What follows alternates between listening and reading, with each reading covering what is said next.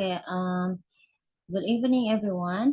We are from Group 2 with me, Amit Nurjana, and also my partners, Nabila Rizky and Widya Novita Sari.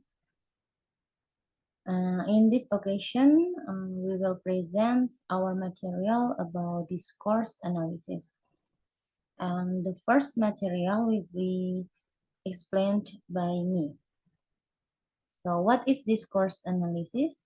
Discourse analysis is a method of studying how people use language in different situations to understand what they really mean and what message they are sending. It helps us understand how language is used to create social relationships and cultural norms. So, apa itu discourse analysis?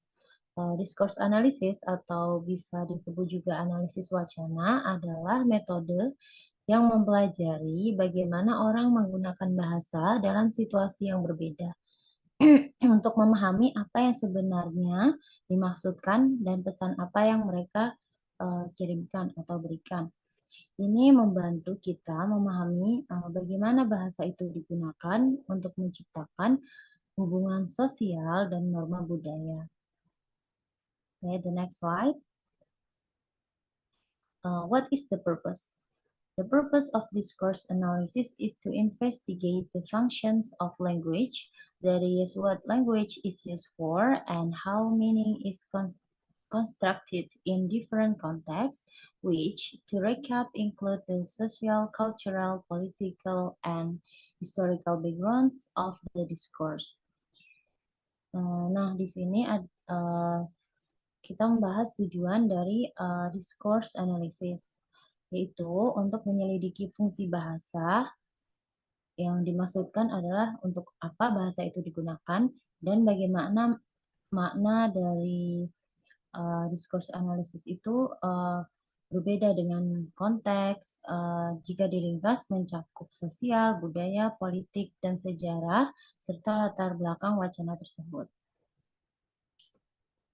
And then the next slide will be explained by Nabila.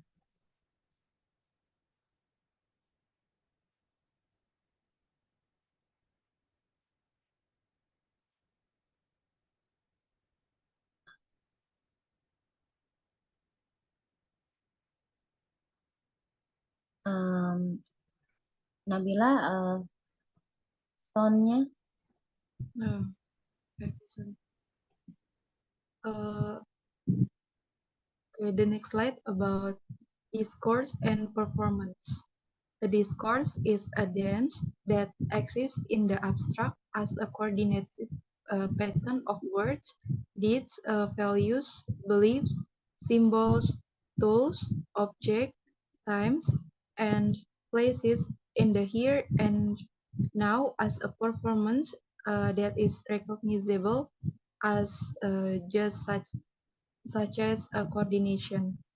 Like a dance, the performance here and now is never exactly the same. Jadi wacana adalah secara abstrak itu sebagai sesuatu yang terkoordinasi pola kata, perbuatan, nilai, kepercayaan, simbol, alat, benda, waktu, dan tempat-tempat. Saat ini yang dapat dikenali seperti halnya koordinasi. Contohnya pertunjukan di sini dan sekarang tidak pernah sama persis. Oke, the next slide.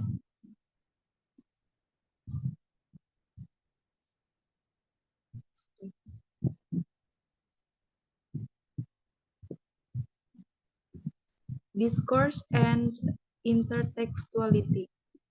All texts, whether they are spoken or written, make their meanings against the background of other texts and things that have been said on other occasions. Texts may more or less implicitly or explicitly cite other texts. They may refer to other texts, or they may to other past or future, text, we thus make sense of every word, every utterance, or act against the background of some other words of a similar kind. All texts are thus in an intertextual relationship with other texts. We create our text of the sea of former texts that surround us. The sea of language we live in, and we understand the text of others within that same sea. Okay, the next slide.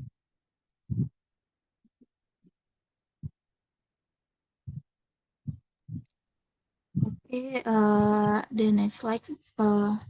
When shall you ask discourse analysis? There are many ways to analysis qualitative data, such as content analysis, narrative analysis, and thematic analysis. So why shall you just discourse analysis? Well, as with all analysis methods, the nature of your research aim, objective, and research question, the purpose of your research will heavily influence the right choice of analysis method. Untuk analisis ini kapan sebaiknya digunakan? Untuk di sini ada banyak cara untuk menganalisis data kualitatif seperti analisis isi, analisis naratif, dan analisis tematik. Jadi mengapa kita harus memilih analisis wacana? Ya seperti halnya semua orang metode analisis sifat tujuan penelitian, sasaran dan pertanyaan penelitian yaitu tujuan penelitian kita sendiri akan sangat mempengaruhi pilihan metode analisis yang tepat. Oke, dan next slide. Conclusion. Discourse analysis is a research method for studying written or spoken language and relation to its social context. It's aimed to understand how language is used in real life situation. Jadi di sini untuk kesimpulannya itu analisis wacana yaitu metode penelitian untuk mempelajari tulisan atau lisan bahasa dalam kaitannya dengan konteks sosial. Hal ini bertujuan untuk memahami cara bahasa digunakan dalam situasi kehidupan nyata. Oke, Amif. Okay, thank you, Widya and Nabila. Well, guys, that's all our presentation today. I hope it can be understood by you all, and thank you for watching and listening. And if you have some questions, please write in the comment section below. Okay, thank you. That's all from Group 2. Wassalamualaikum warahmatullahi wabarakatuh. Waalaikumsalam warahmatullahi wabarakatuh. Ini